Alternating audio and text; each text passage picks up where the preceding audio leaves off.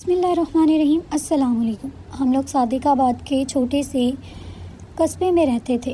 آج صبح کے 9 بج چکے تھے اور میں اپنے کچن میں کام کر رہی تھی کہ اچانک دروازے پر دستک ہوئی۔ یہ میری نند شبانہ تھی جو کافی دنوں بعد آئی تھی۔ ان کے بات کرنے کی عادت آج بھی ویسی ہی تھی جیسے پہلے تھی۔ ارے شازیہ، تمہاری بیٹی تو نظر ہی نہیں آ رہی، کیا بات ہے؟ اتنے دن ہو گئے اسے دیکھے ہوئے۔ شبانہ کی آواز آئی۔ میں دل ہی دل میں دعا کرنے لگی کہ میری بیٹی ان کے سامنے آ جائے، کیونکہ شبانہ کو کسی حالت پر بات بنانے کا بہانہ چاہیے ہوتا تھا۔ لیکن میری دعا قبول نہ ہوئی اور پیچھے سے میری بیٹی خاموشی سے آ کر میرے پہلو میں کھڑی ہو گئی۔ اس کی آنکھوں میں ایک غمگین سا منظر تھا، جیسے وہ کسی گہری فکر میں غرق ہو۔ میں نے جلدی سے اسے کہا، بیٹی جلدی اٹھو، شبانہ آئی ہے۔ مگر میری بیٹی کی حالت کچھ اور ہی تھی۔ وہ ہچکچاتے ہوئے دروازہ کھول کر میرے پاس آئی۔ اس کی آنکھوں میں خوف سا چھایا ہوا تھا۔ کچھ مہینوں سے اس کا انداز ہی بدل چکا تھا اور وہ ہمیشہ الگ کمرے میں سونے لگ گئی تھی، اور جب بھی میں اس کے کمرے کا دروازہ کھولتی اس کے چہرے پہ الجھن اور پریشانی کی لکیریں دکھائی دیتی تھیں، جیسے وہ کچھ چھپانے کی کوشش کر رہی ہے، اور ہر قدم میں ایک عجیب سا دکھ محسوس ہوتا تھا۔ وہ خاموشی سے چلتے ہوئے میرے قریب آئی، لیکن اس کے چہرے کی زردی اور آنکھوں کے گرچھاں ہلکے صاف بتا رہے تھے کہ کچھ نہ کچھ گڑبڑ ہے۔ وہ قدم قدم پر جیسے رک کر سانس لے رہی تھی۔ شبانہ باجی نے فوراً نوٹ کر لیا اور ان کے لہجے میں حسب معمول حیرانی سے زیادہ تنقید چھلک رہی تھی۔ شازیہ، تمہاری بیٹی کو کیا ہوا ہے؟ یہ اتنی کمزور کیوں لگ رہی ہے؟ کہیں کوئی بیماری تو نہیں چھپا رہی تم لوگ؟ شبانہ کے الفاظ دل پر چوٹ کی طرح لگے۔ میں نے نرمی سے جواب دیا، نہیں باجی، بس موسم کا اثر ہے، تھوڑی طبیعت خراب رہی پچھلے دنوں، اب بہتر ہے الحمدللہ۔ لیکن شبانہ کی نظریں جیسے میری بیٹی کی کمزوری سے لطف اندوز ہو رہی تھیں۔ وہ ہر زاویے سے اسے جانچ رہی تھی۔ مجھے ڈر تھا کہیں وہ کوئی ایسی بات نہ کہہ دے جس سے میری بیٹی اور بھی شرمندہ ہو جائے، اس لیے میں نے اسے کہا، بیٹا جاؤ ذرا تیار ہو کر آؤ، ہم سب ناشتہ ساتھ کریں گے۔ کمرے کا دروازہ بند کر کے میں نے اسے باہر وقت دیا، لیکن خاصی دیر گزر گئی اور وہ باہر نہ نکلی۔ میں نے دروازہ کھٹکھٹایا، پھر آہستہ سے اندر چلے گئی۔ سامنے کا منظر کچھ ایسا تھا کہ میرے قدم زمین سے جڑ گئے۔ بیڈ پر تکیے کے نیچے سے کچھ چھلک رہا تھا۔ میں نے آہستگی سے تکیہ ہٹایا تو وہ چیز دیکھ کر میرا دل کانپ گیا۔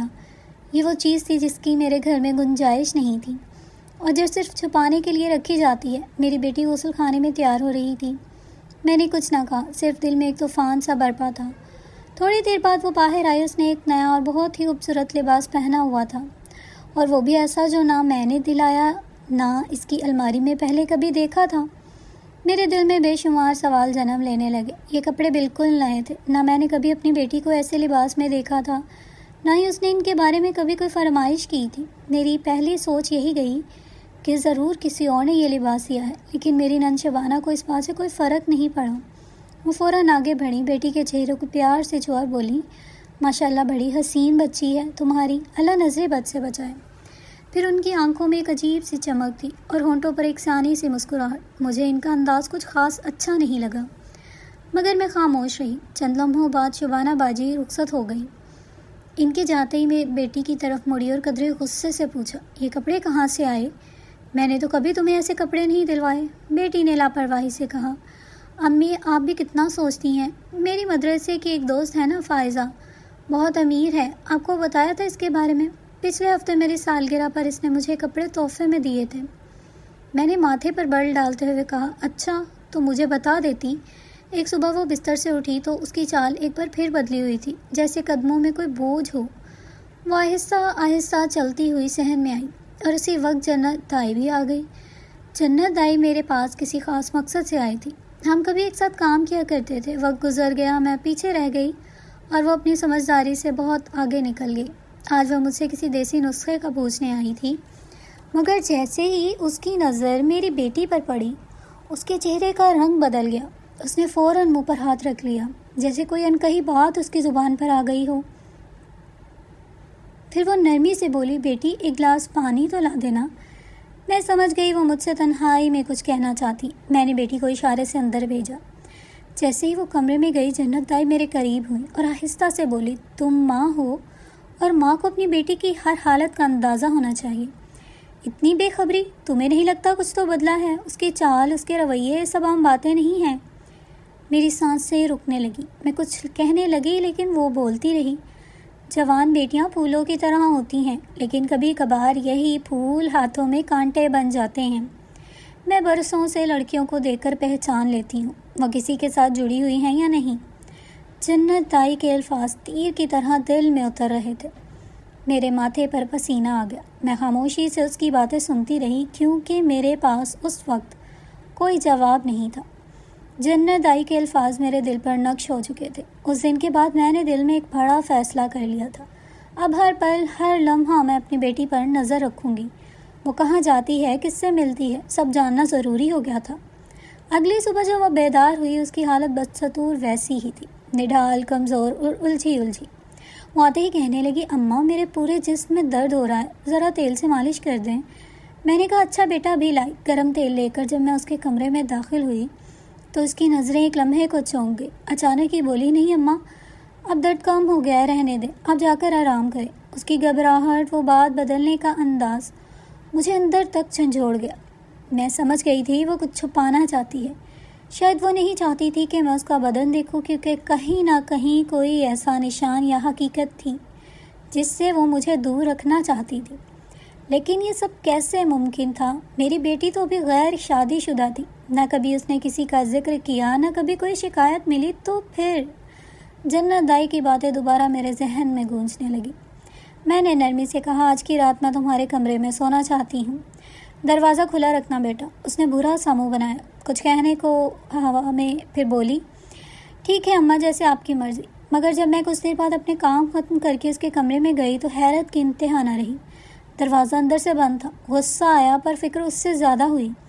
میں نے دروازہ کھٹکھٹایا، آواز دی، لیکن کوئی جواب نہ آیا۔ کہا گیا تھا وہ سو گئی ہے، مگر میری نیند اس رات کھو چکی تھی۔ اس رات جب میری بیٹی نے دروازہ بند کر لیا اور میری آواز کا کوئی جواب نہ دیا، وہ میرے دل میں غصہ، دکھ اور شک سب ایک ساتھ مچل اٹھے۔ بھلا کوئی بیٹی ماں سے ایسے چھپ کر کیوں سوتی ہے؟ اگر سب کچھ ٹھیک ہو تو دروازے بند کرنے کی ضرورت ہی کیوں ہے؟ میں ظاہری طور پر اپنے کاموں میں مصروف ہو گئی، لیکن کہ دل کا سکون جیسے روٹ گیا۔ اگلی صبح جب وہ بیدار ہوئی تو پھر وہی حالت، بدن تھکا تھکا، چال سست، آنکھوں میں بے چینی۔ میں نے ہمت کر کے کہا، آج میں تمہارے مدرسے جاؤں گی۔ یہ سن کر اس کی آنکھوں میں ہلکی سی جھنجھلاہٹ چھلکی، لیکن وہ کچھ بولی نہیں۔ ویسے بھی اس نے کچھ دنوں سے صبح کی کلاسیں چھوڑ کر دوپہر کو مدرسے جانا شروع کر دیا تھا۔ وہ مجھے شروع سے ہی عجیب لگا تھا۔ مجھے یقین ہو چلا تھا کچھ نہ کچھ ضرور غلط ہے۔ رات کو اس کے کمرے میں سونا تو مشکل تھا۔ فیصلہ کر لیا کہ اسے مدرسے تو خود دیکھوں گی، اور یہ دیکھوں گی وہ مدرسے ہی جاتی ہے کسی اور راہ پر۔ اگلے دن دوپہر کو جب وہ برقع اوڑھ کر نکلی تو میں نے بھی جلدی سے کالی چادر لپیٹی اور اس کے پیچھے چل پڑی۔ وہ مدرسے کی طرف نہیں بلکہ کسی اور راستے پر مڑی۔ میرے دل کی دھڑکن تیز ہو گئی۔ پھر اچانک وہ رکی، ایک رکشہ روکا، اسے پیسے دیے اور بیٹھ گئی۔ میں ٹھٹک گئی، یہ پیسے کہاں سے آئے؟ میں نے تو کبھی سے جیب خرچ بھی نہیں دیا، اور نہ ہی وہ کہیں کماتی ہے۔ آج اس نے خاصے قیمتی کپڑے بھی پہن رکھے تھے اور وہ کافی مطمئن لگ رہی تھی۔ میں نے فوری طور پر اپنے محلے کے جاننے والے ایک رکشے والے کو کہا کہ وہ مجھے مدرسے تک چھوڑ دے۔ خوش قسمتی سے اس نے بغیر کرائے کہ مجھے وہیں پہنچا دیا، اور ہاں، دل کو تھوڑا سکون تب ملا جب دیکھا وہ واقعی مدرسے میں داخل ہوئی تھی۔ مدرسے کے سامنے اس نے رکشہ روکا، کرایہ دیا اور اندر داخل ہو گئی۔ میں نے بھی قدم آہستہ آہستہ اس کے پیچھے رکھے، دیکھا کہ وہ واقعی اپنی کلاس کی طرف بڑھ رہی تھی۔ یہ دیکھ کر میرے دل میں ایک لمحے کو تسلی کی لہر دوڑ گئی۔ شکر ہے وہ کہیں اور نہیں گئی۔ میں پرنسپل صاحب کے کمرے کے پاس سے گزری تو نظر اسٹاف روم پر پڑی۔ وہاں صرف ایک استانی بیٹھی تھی، دانیہ۔ میں انہیں کافی سالوں سے جانتی تھی۔ دل میں خیال آیا شاید وہ کچھ جانتی ہوں۔ میں آگے بڑھی اور کہا، دانیہ کیا تم اب بھی رضیہ کو پڑھاتی ہو؟ اس کے چہرے پر ایک سنجیدگی اتری اور اس نے دھیرے سے کہا، آنٹی میں آپ کو کچھ بتانا چاہتی ہوں۔ میرا دل دھڑکنے لگا، آواز دب گئی۔ میں دانیہ کی آنکھوں میں جھانک رہی تھی، جیسے ہر بات کا جواب وہی ہو۔ میں نے اپنی پریشانی دل میں چھپائے دانیہ سے کہا، دیکھو دانیہ، تمہیں تو معلوم ہے میں اپنی بیٹی رضیہ کے معاملے میں کس قدر فکر مند ہوں۔ ماں ہونا معمولی سی تبدیلی بھی چیخ چیخ کر دل کو خبردار کرتی ہے۔ کیا تم نے کچھ محسوس کیا؟ دانیہ نے ایک لمحے کے لیے میری آنکھوں میں جھانکا، پھر آہستہ سے بولی، آنٹی سچ کہوں تو مدرسے میں اس نے کبھی کوئی ایسی حرکت نہیں کی جس پر انگلی اٹھائی جائے۔ ہمارے یہاں کا ماحول بہت سخت ہے۔ اگر کوئی لڑکی غیر حاضر ہو جائے یا کچھ مشکوک کرے تو ہم فوراً والدین کو اطلاع دیتے ہیں۔ میں نے سکون کا سانس لیا، لیکن وہ بات مکمل نہیں ہوئی تھی۔ لیکن دانیہ کی آواز میں ہلکی سی تشویش کھل گئی۔ کچھ مہینوں سے اس کی حالت میں عجیب تبدیلی دیکھنے کو مل رہی ہے۔ اس کی آنکھیں سوجی ہوئی، چال تھکی ہوئی، اکثر وہ جسم درد کی شکایت کرتی ہے۔ کئی بار کہتی ہے میں بیمار ہوں، مجھے آج چھٹی چاہیے۔ میرا دل جیسے لرز گیا، مگر پہلے تو ایسا کبھی نہیں ہوا تھا۔ جی پہلے وہ نہایت مستعد اور سنجیدہ طالبہ تھی، پڑھائی میں دل لگاتی تھی، وقت کی پابند تھی۔ اب جیسے اس کے اندر سے کوئی چمک چھیننے لگی ہو۔ میں نے لرزتی آواز میں پوچھا کیا تمہیں لگتا ہے یہ سب مدرسے سے باہر کی کوئی بات ہے؟ دانیہ نے گہری سانس لی اور میرے قریب ہو کر بولی آنٹی میں کچھ کہہ نہیں سکتی، لیکن اگر آپ کی بیٹی رات کو سکون سے نہیں سوتی تو یقیناً کچھ ایسا ہے جو آپ سے چھپا ہوا ہے۔ میری مانو آپ کچھ دن اس کے ساتھ کمرے میں سو کر دیکھیں، اس کی خاموشی میں شاید کوئی چیخ چھپی ہے جو سننے والی ماں کے دل تک پہنچ سکتی ہے۔ میری آنکھوں میں نمی سی اتر آئی تھی۔ میں نے آہستگی سے سر ہلایا۔ نہیں، میں اس کے ساتھ نہیں سوتی، وہ کہتی ہے وہ بڑی ہو گئی ہے اور اب اسے تنہائی چاہیے۔ دانیہ نے میری طرف ایک گہری نظر ڈالی۔ بس آنٹی، بات وہیں سے شروع ہوتی ہے۔ میری بات سنتے ہی رضیہ سلطانی نے سر تھام لیا اور فکر مند لہجے میں بولی اماں جی، اس عمر کی بیٹیوں کو کبھی اکیلا نہیں چھوڑا جاتا، ان کے ہر پل ہر سانس پر نظر رکھی جاتی ہے۔ یہ وہ وقت ہوتا ہے جب ایک غلط قدم پورے خاندان کی عزت کو خاک میں ملا دیتا ہے۔ میں ایک پل کو ساکت ہو گئی، جیسے دل کے اندر کوئی بھاری پتھر رکھ دیا ہو۔ میری نظریں جھک گئی اور زبان گنگ ہو گئی۔ ان کی بات نے میرے وجود کو لرزا دیا تھا۔ ذہن میں وہ منظر پھر سے تازہ ہو گیا جب میں نے ایک دن اچانک رضیہ کے کمرے کا دروازہ کھولا تھا۔ تکیے کے نیچے بے شمار 5-5 ہزار کے نوٹ رکھے تھے۔ اس لمحے دل نے سوال تو کیا پر عقل نے دلاسا دے دیا، مگر آج جب یہ سب باتیں جوڑنے لگی تو دل کی دھڑکن تیز ہو گئی۔ گھر واپس آئی تو ذہن میں سوالوں کا طوفان چل رہا تھا۔ یہ پیسے کہاں سے آئے؟ کیا وہ کسی غلط کام میں ملوث تو نہیں؟ میری بیٹی، میری تربیت، میری عزت۔ میں خود سے نظریں چرا رہی تھی، مگر ضمیر بار بار جھنجھوڑ رہا تھا۔ رات گزری لیکن نیند کا کہیں نام و نشان نہیں تھا۔ صبح ہوتے ہی میں نے پکا ارادہ کر لیا، آج کا پورا دن میں اپنی بیٹی کے ساتھ گزاروں گی اور رات بھی اس کے کمرے میں سوں گی۔ جب مدرسے سے واپس آئی تو میں گھر کے تمام کاموں سے فارغ ہو چکی تھی۔ میں بہانے سے اس کے کمرے میں گئی اور کہا بیٹا تمہارے کمرے کی صفائی کافی دن سے نہیں ہوئی، میں صفائی کر لیتی ہوں۔ وہ چونکی پھر فوراً بولی اماں جی، آپ کو صفائی کرنے کی کیا ضرورت ہے؟ میں خود کر لوں گی، آپ بس بیٹھیں، آپ کے سامنے سب کچھ صاف کر دیتی ہوں۔ یہ کہہ کر اس نے نرمی سے میرے ہاتھ سے جھاڑو لیا اور مجھے سب بیڈ پر بٹھا دیا۔ وہ صفائی کرنے لگی اور میں چپ چاپ کمرے کا جائزہ لینے لگی۔ میری نظریں چاروں طرف پھر رہی تھیں۔ کمرے میں نئے کپڑے، جوتے اور میک اپ کا سامان نظر آ رہا تھا۔ میں ہمارے حالات سے بالکل مطابقت نہیں رکھتا تھا۔ میں نے اچانک اس کے الماری کی طرف قدم بڑھائے۔ جیسے ہی میں نے دروازہ کھولا بھاگ کر آئی، گھبرا کر بولی اماں کیا چاہیے آپ کو؟ میں نے سخت لہجے میں کہا یہ میری بیٹی کا کمرہ ہے، میں دیکھوں کیا کیا ہے یہاں۔ الماری کے اندر جھانکا تو میرے ہوش اڑ گئے۔ نت نئے برانڈز کے کپڑے، جوتے، زیورات کے ڈبے، سب کچھ میری حیثیت سے کہیں باہر کا تھا۔ متکئے کے نیچے جو چیزیں چھپائی بیٹھی تھی، جب میں نے اٹھا کر دیکھا تو میک اپ کی اشیاء تھی۔ بیٹی کے چہرے کا رنگ اڑ گیا۔ میں نے فوراً پوچھا یہ سب کہاں سے آیا؟ وہ کھکھلاتے ہوئے بولی اماں آپ غصہ نہ کریں، دراصل میں ٹیوشن پڑھاتی ہوں اور بچوں سے پیسے لے کر یہ سب خریدتی ہوں۔ یہ جو کپڑے ہیں وہ میں نے استعمال شدہ لیے ہیں اور یہ میک اپ بھی اتنا مہنگا نہیں ہے، بس مجھے شوق ہے، آپ تو جانتی ہیں میں صرف مدرسے جاتی ہوں، شام کو گھر آتی ہوں اور کچھ نہیں کرتی۔ اس نے کہا آپ تو مجھ پر ایسے شک بھری نظر سے دیکھتی ہیں جیسے میں نے کوئی چور ہوں۔ میں نے آپ کا کچھ نہیں چرایا۔ میں خاموش ہو گئی اور پھر کہا چلو ٹھیک ہے، آج میں تمہارے کمرے میں سو جاؤں گی، تمہارا بستر بہت آرام دہ ہے۔ بیٹی کو میری بات سن کر پریشانی ہوئی۔ وہ بولی اماں تو مجھے تو اکیلے سونے کی عادت ہے، رات کو بہت دیر تک جاگتی ہوں، آپ یہاں سو کر کیا کرو گی؟ میں نے اسے سختی سے کہا نہیں، مجھے یہیں سونا ہے، چاہے کچھ بھی ہو جائے، آج میں اس کمرے میں رہوں گی۔ اس کے بعد میری بیٹی نے کہا ٹھیک ہے آپ سو جائیں، شاید آپ تھک گئی ہیں، میں آپ کے لیے دودھ لے کر آتی ہوں۔ بیٹی کچن میں گئی اور واپس آئی تو اس کے ہاتھ میں دودھ کا گلاس تھا۔ اس نے کہا یہ پی لیں، آپ ضرور پئیں گی، آپ تھک چکی ہیں۔ بیٹی کے اصرار پر میں نے دودھ کا گلاس پی لیا اور پھر مجھے شدید نیند آ گئی۔ جب میری آنکھ کھلی تو مجھے پتہ ہی نہیں چلا کہ 6-7 گھنٹے گزر گئے۔ میں غصے میں تھی کیونکہ میں تو بیٹی کے کمرے میں اس لیے سوئی تھی تاکہ رات کو اس کا پہرا دے سکوں، مگر اس نے مجھے دودھ پلا کر سلا دیا تھا۔ جب میری آنکھ کھلی تو وہ سامنے بیٹھی تھی۔ اس نے سفید رنگ کے چمکیلے کپڑے پہنے ہوئے تھے جیسے وہ کسی اور دنیا سے آئی ہو۔ میں بیٹی کا یہ حلیہ دیکھ کر حیران ہو گئی۔ میں نے پوچھا بیٹی تم صبح سے اتنی تیار کیسے ہو گئی؟ مسکرا کر بولی اماں صبح صبح ہی تو تیار ہو کر جانا چاہیے، آج تو جمعہ کا مبارک دن بھی ہے اور میں نے سوچا اچھے صاف ستھرے کپڑے پہن لیتی ہوں۔ پھر اس نے ایسی بات کہی میں حیران ہوئے بغیر نہ رہ سکی۔ اماں میرے لیے کوئی اچھا سا لڑکا دیکھو، میری شادی کر دو، میں اپنا جہیز بھی بنا لوں گی، بچوں کو ٹیوشن پڑھا کر اپنا ایک ایک خرچ نکال لوں گی، پر آپ مجھے بھی اپنی باقی بیٹیوں کی طرح بوجھ مت سمجھنا۔ ہمارے گھر کا ماحول پہلے ہی خراب ہے، میں نہیں چاہتی میری وجہ سے مزید کچھ الٹا سیدھا ہو جائے۔ اس کی بات سن کر میری آنکھیں پھٹی کی پھٹی رہ گئی۔ میری بیٹی اتنی کم عمر میں شادی کی بات کر رہی تھی اور اس کے لہجے میں کوئی جھجک یا حیا نہیں تھی۔ وہ بڑے بے باک انداز میں بات کہہ رہی تھی۔ اگلا پورا دن میں پریشان رہی اور ذہن میں یہی سوالات تھے کہ آخر میری بیٹی کی کیا حالت ہو گئی ہے۔ اس دن میری نند شبانہ باجی پھر سے آ گئی۔ ان کے ہاتھ میں کئی سارے کپڑوں کے جوڑے تھے۔ میں نے پوچھا یہ کیا ہے اور آپ یہاں کیسے آئی ہیں؟ شبانہ باجی نے کہا میں فرقان کے لیے تمہاری بیٹی کا رشتہ مانگنے آئی ہوں۔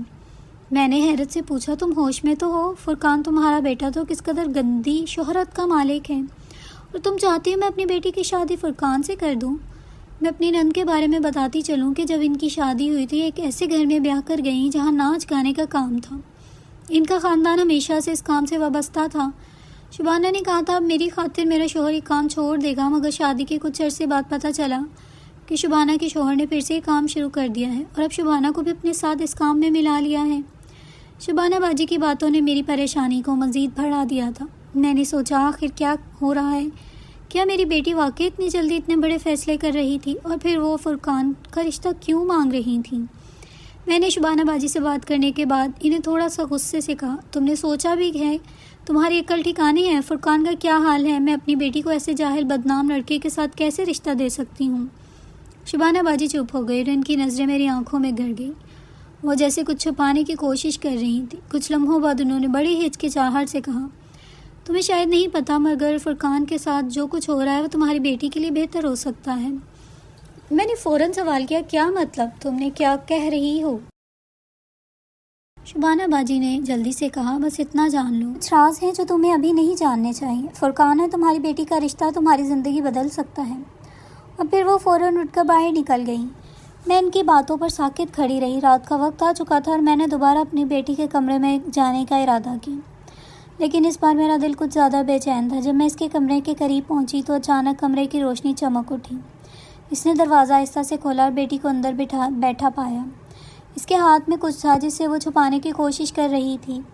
یہ کیا ہے؟ میں نے پرسکون انداز میں پوچھا۔ بیٹی تھوڑا ہچکچائی، پھر اس نے ایک چھوٹا سا باکس میرے سامنے رکھا اور کہا یہ کچھ نہیں، بس کچھ سامان ہے، میں نے سوچا آپ کو دکھاؤں نا۔ لیکن جیسے ہی میں نے باکس کھولا میری آنکھوں کے سامنے ایک ایسا منظر آیا جس نے مجھے ہلا کے رکھ دیا۔ باکس میں کئی تصاویر تھیں جن میں میری بیٹی اور فرقان کی غربت صاف نظر آ رہی تھی، اور ایک تصویر میں وہ دونوں ایک غیر قانونی جگہ پر کھڑے تھے جہاں سیاہ کام ہو رہے تھے۔ یہ کیا ہے؟ میری آواز لرز رہی تھی۔ بیٹی کی آنکھوں میں خوف اور شرمندگی کا غبار تھا۔ اس نے آہستہ سے کہا ماں یہ سب میری نہیں ہے، میں اس میں کسی طرح ملوث نہیں ہوں۔ میں نے اپنی بیٹی کا سختی سے پکڑ لیا، اس سے کہا تم اس گندے راستے میں کیوں جا رہی ہو؟ تمہیں بتایا ہوگا کہ تمہارے ساتھ کیا ہو رہا ہے۔ وہ بے ہوش ہو کر گر گئی۔ میں فوراً اس کے پاس گئی اور اسے جگانے کی کوشش کی۔ کچھ لمحوں بعد اس کی آنکھیں کھلیں اور وہ ہڑبڑاتے ہوئے بولی اماں میری بات سنیں، آپ کو کچھ سمجھ نہیں آ رہا۔ میں نے اسے تھام لیا اور کہا مجھے سچ بتاؤ۔ بیٹی شبانہ باجی نے میری بیٹی کو کہا تمہیں فرقان کے ساتھ شادی کرنی ہوگی، تمہارا یہی مقدر ہے۔ میرے دل میں خوف کا لہر دوڑ گئی۔ نہیں شبانہ، تم میری بیٹی کو اس راستے پر نہیں لے جا سکتی، میں نے غصے میں آ کر کہا۔ تم نے جو کچھ کیا ہے وہ بے وقوفی ہے، میری بیٹی کو تمہاری ضرورت نہیں ہے۔ شبانہ ہنسی اور بولی تم کچھ نہیں کر سکتی، میری بیٹی بھی میرے ساتھ ہے، وہ جانتی ہے کہ میں کیا کر رہی ہوں۔ پھر وہ میری بیٹی کو اشارہ کرتے ہوئے باہر کی طرف چلنے لگی۔ میری بیٹی کی حالت دیکھ کر مجھے دل کی گہرائیوں سے خوف محسوس ہونے لگا۔ وہ رات گئے خاموشی سے گھر سے باہر جانے کی کوشش کر رہی تھی۔ میں فوراً اسے روکنے کے لیے بھاگ کر اس کے پیچھے آئی۔ کہاں جا رہی ہو تم؟ میں نے اسے آواز دی۔ اماں میں کچھ نہیں جانتی، مجھے جانے دو، میری بیٹی نے روتے ہوئے کہا اور دروازہ کھولنے کی کوشش کی۔ یہ لمحہ بہت اہم تھا۔ میری بیٹی کی حالت دیکھ کر مجھے احساس ہوا کچھ انتہائی قدم اٹھانے جا رہی ہے، مجھے فوراً پولیس کو اطلاع دینی پڑے گی۔ میں نے فوراً پولیس کو فون کیا اور انہیں ساری صورتحال بتائی۔ کچھ دیر بعد پولیس کی گاڑیاں ہماری گلی میں آئیں اور وہ فوراً فرقان کو پکڑنے کے لیے دوڑ پڑے۔ فرقان جیسے ہی باہر آیا پولیس نے اسے گرفتار کر لیا۔ میری بیٹی سہم کر رونے لگی۔ پولیس والے فرقان کو لے کر گاڑی میں بیٹھ گئے۔ میری بیٹی کو مضبوطی سے پکڑ کے میں نے اسے اپنے سینے سے لگا لیا۔ تم نے جو کچھ کیا وہ غلط تھا، لیکن اب میں تمہیں گھر واپس لے آؤں گی، میں نے اسے تسلی دیتے ہوئے کہا۔ بیٹی روتے ہوئے بولی، اماں مجھے معاف کر دو، میں آپ کو کبھی تکلیف نہیں دینا چاہتی تھی، اب سب کچھ ٹھیک ہو جائے گا، تم میری بیٹی ہو اور میں تمہیں کبھی اکیلا نہیں چھوڑوں گی۔ میں نے اس کا سر چوما اور اس کو اپنے ساتھ گھر واپس لے آئی۔